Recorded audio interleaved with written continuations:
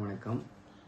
ஏற்கனவே புரவேட் பற்றி சொல்லப்பட்ட பதிவின் தொடர்ச்சியாக இந்த பதிவை நான் உங்களுக்காக பதிவிடுகின்றேன்.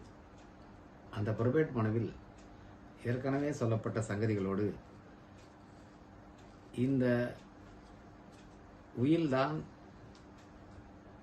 எழுதி வைத்தவரால் எழுதப்பட்ட கடைசி உயில் என்ற வாசகமும் அவர் எழுதி வைக்கக்கூடிய நல்ல மனநிலையோடு சுயமாக சிந்தித்து யாருடைய தூண்டுதலுமின்றி அந்த உயிலை சாட்சிகள் முன்னிலையில் எழுதினார் என்பதை பற்றியும், அந்த உயில் எழுதிய நேரத்திலே அந்த சாட்சிகளும் அங்கே இருந்தார்கள். அவர் கையொப்பமிட்டதை அவர்கள் பார்த்தார்கள். அவர்கள் கையொப்பமிட்டதை எழுதி வைத்தவரும் பார்த்தார் என்ற வாசகம் அதில் சேர்க்கப்பட வேண்டும். அத்தோடு மட்டுமில்லாமல் அந்த உயிலை இந்த நீதிமன்றத்தில் தாக்கல் செய்வதற்கான காரணத்தை நீங்கள் சொல்ல வேண்டும். மனு தாக்கல் செய்வர்தான் அந்த உயிலின் பயனாளி.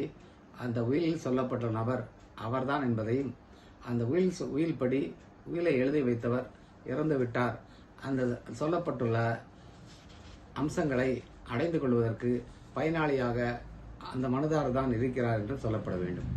ஒரு சில உயில்களிலே அந்த சொத்துக்களுக்கு எக்ஸிக்யூட்டர் என்று நியமனம் செய்து அவர் உயிலை எழுதி வைத்த நபர் இறந்த பிறகு அந்த சொத்துக்களை அடைந்து அந்த உயில் சொல்லப்பட்டுள்ளபடி அந்த சொத்துக்களை அந்த உயிலில் சொல்லியுள்ளபடி பிரித்து கொடுப்பது அல்லது அவருடைய இஷ்டப்படி வேறு யாருக்காவது கொடுக்க வேண்டும் என்று எழுதப்பட்டிருந்தால் அதை அடைந்து அவ்வாறு யார் யாருக்கு அந்த சொத்துக்களை அவர் டிஸ்ட்ரிபியூட் செய்கிறாரோ அது சம்பந்தமாக டிஸ்ட்ரிபியூட் செய்வதற்கும் நீதிமன்றத்திலே உரிமையை கோர வேண்டும்.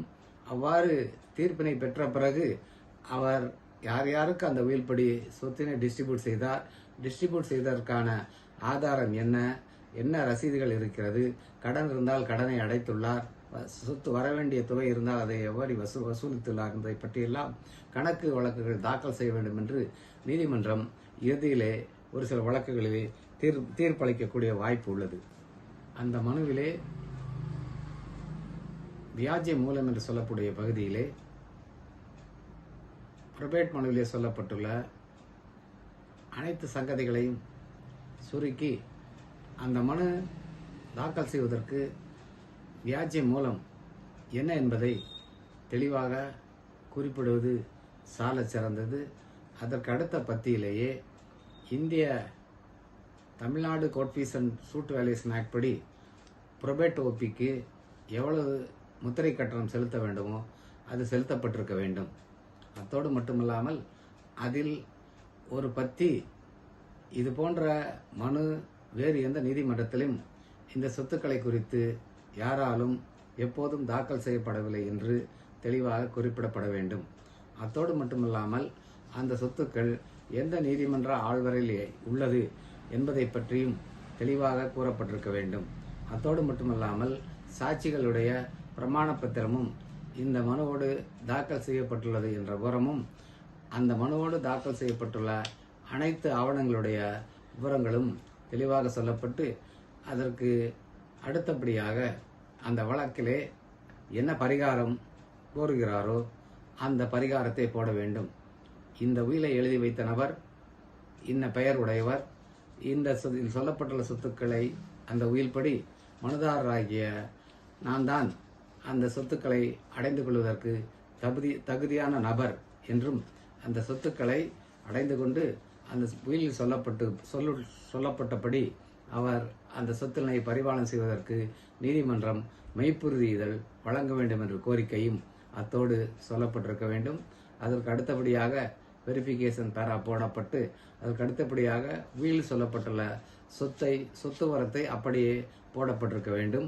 அந்த சொத்தினுடைய வேல்யூஷன் சர்டிஃபிகேட்டையும் வாங்கி அந்த மனுவுடன் தாக்கல் செய்யப்பட வேண்டும். இப்போது Tamil Nadu court fee and suit valuation ஆக்டிலே ஒரு பிரிவு இருக்கிறது. அதில் ஒரு ஷெட்யூல் சொல்லப்பட்டிருக்கிறது.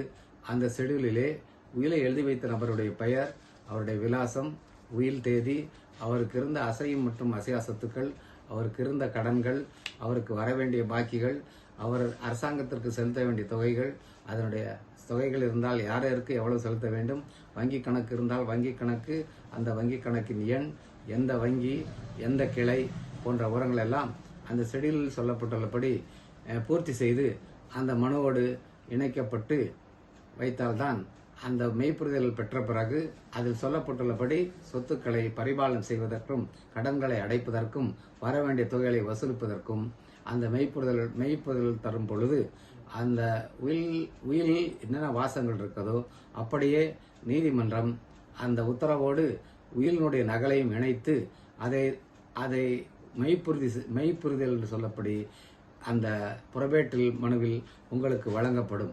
அதை பெற்றுக்கொண்டுதான் நீங்கள் அந்த சொத்துக்களை அந்த உயிலில் சொல்லப்படி அடைந்து கொள்ளலாம் என்பதுதான் மிகவும் சிறப்பு. இதில் ஒரே ஒரு கருத்து நான் சொல்ல விரும்புகின்றேன். புறபேட் ஓபி என்பது இந்திய வாரிசுரிமை சட்டப்படி மெட்ரோபாலிட்டன் சிட்டி என்று சொல்லப்படுகிற சென்னை, கல்கட்டா, மும்பை ஆகிய 3 மாகாணங்களுக்கு மட்டுமே பொருந்தும் என்று இந்திய வாரிசுரிமை சட்டத்திலே சொல்லப்படுகிறது. அது குறித்து பல உயர்நீதிமன்ற தீர்ப்புகளும் உச்சநீதி தீர்ப்புகளும் இருந்தாலும் கூட கீழமை நீதிமன்றங்களிலே, மாவட்ட நீதிமன்றத்திலே இந்த மெய்ப்புரிதல் தாக்கல் செய்து பெறுவதற்கான காரணம், அந்த சாட்சி போட்ட நபர்களை சாட்சியங்களாக விசாரித்து உயிரை எழுதி வைத்த நபர் நல்ல மனநிலையோடு, யாருடைய தூண்டுதலுமின்றி நல்ல மனநிலையோடு அவருக்கு பாதிப்பட்ட சொத்துக்களை குறித்து அவர் இஷ்டப்பட்டு தானாகவே எழுதி வைத்தார் என்பதை உறுதி செய்வதற்காகத்தான் இந்த மெய்ப்புரிதல் வழங்கப்படுகிறது. இதை ரிவோக் செய்வதற்காக இந்திய வாரிசுரிமை சட்டத்திலேயே பிரிவு உள்ளது. அதன்படி ஏதாவது அதிலே மோசடி நடைபெற்று அந்த மனுதாரரோ அல்லது வேறு யாராவது செய்திருப்பேனால் அதையும் ரத்து செய்வதற்காக அதே நீதிமன்றத்திலே வழக்கு தாக்கல் செய்வதற்கான பிரிவும் இந்திய வாரிசுரிமை சட்டத்திலே இருக்கிறது. ஆகவே உயில் என்பது இறந்த பிறகு அமலுக்கு வரும். அவ்வாறு அமல்படுத்துவதற்கு நீதிமன்றத்தினுடைய உத்தரவை பெற்று அந்த சொத்துக்களை அடைந்து கொண்டு, சொத்துக்களை யார் அடைந்து கொள்கிறாரோ அவர் பெயரிலே பெயர் மாற்றம் செய்து கொள்ளலாம் என்பதுதான் கருத்து. லிஸ்ட் ஆஃப் டாக்குமெண்ட்ஸ் என்ற பகுதியிலே அசல் உயில், அத்துடன் ஒரு ஜெராக்ஸ் மற்றும் அந்த சொத்துக்குரிய மூல தஸ்தாவேஜுகள் மற்றும் இறந்தவருடைய இறப்பு சான்றிதழ், வாரிசு சான்றிதழ் இருந்தால் வாரிசு சான்றிதழ், மனு தாக்கல் செய்தவருடைய விலாசத்தை நிரூபிப்பதற்கான ஆதார் கார்டு அல்லது ரேஷன் கார்டு, ஏதாவது ஆவணம், அடுத்து சான்றப்பமிட்ட 2 சாட்சிகளுடைய கையெழுத்துக்கள், அந்த சொத்துக்களின் மதிப்பினை குறிப்பதற்கான சான்றிதழ்கள் அல்லது வீட்டு வரி ரசீதுகள், கந்தாய ரசீதுகள் போன்ற என்னென்ன ஆவணங்கள் அந்த மனு தாக்கல் செய்வதற்கு தேவைப்படுகிறதோ அவை அனைத்தையும் லிஸ்ட் ஆஃப் டாக்குமெண்டிலே தாக்கல் செய்யப்பட வேண்டும்.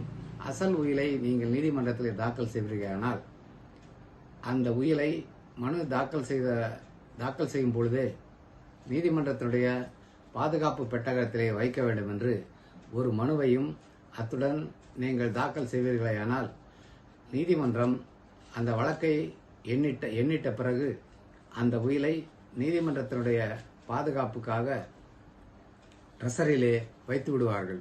வேண்டும் பொழுது வழக்கு விசாரணை நடைபெறும் போதும் தான் அந்த உயிலை ட்ரெஷரிலே இருந்து வரவழைப்பார்கள்.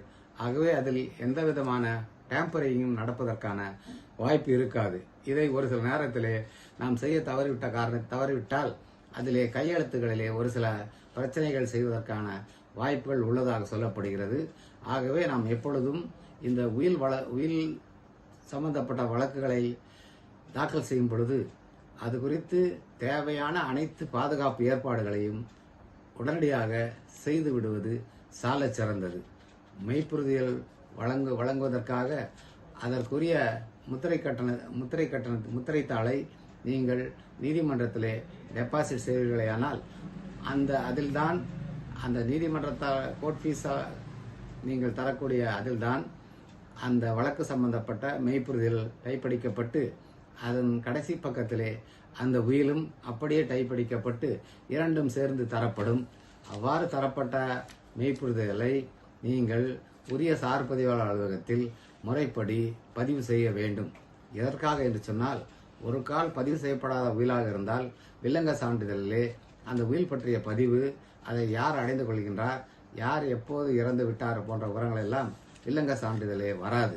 இது போன்ற மெய்ப்புறுதலை நீங்கள் பதிவு செய்கின்ற பொழுது அது பதிவு செய்யப்படுமேயானால் அந்த சொத்தில் யாருக்கு பாத்தியதை அடைந்து கொள்கிறாரோ அவருடைய பெயர், அந்த மெய்ப்புறுதல் நம்பர், வழக்கு எண்கள் அனைத்தும் வந்துவிட்ட காரணத்தாலே சொத்தின் உரிமையாளர் இன்னார்தான் என்பதை தெளிவாக புரிந்து கொள்ள முடியும் என்பதை மட்டும் பதிவு செய்து இத்துடன் இந்த பதிவை முடித்துக் கொள்கின்றேன்.